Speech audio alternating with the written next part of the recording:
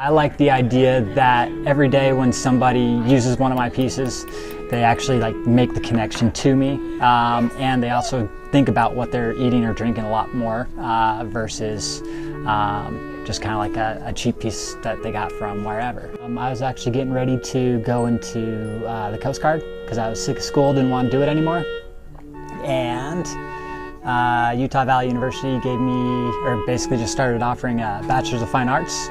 And so I took a semester of art classes, and 12 years later I'm still doing it.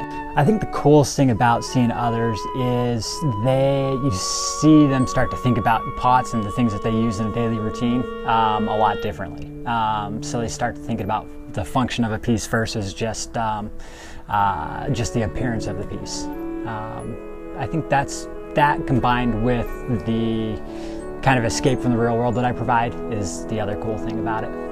I'm building my family right now, and I'm kind of stuck in Morgantown for now. So I love what I do. I love teaching. I love sort of the connections that I build with my students, and it gives me a break from just being like a production potter where I make the same thing for retail work or something like that. So it keeps things more fresh for me.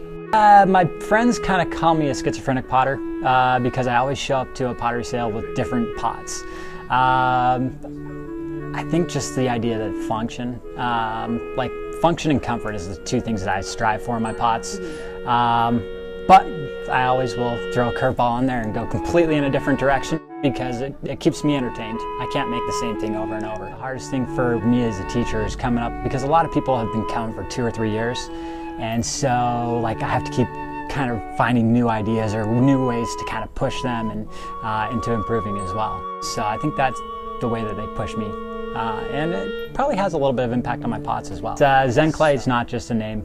Sue Ting, actually the lady that opened this place up, basically wanted to combine that kind of state of mind that's associated with Zen and clay. Some people curse sometimes, but you do have mistakes and you do have bad things happen when you're throwing sometimes, but there's always more clay.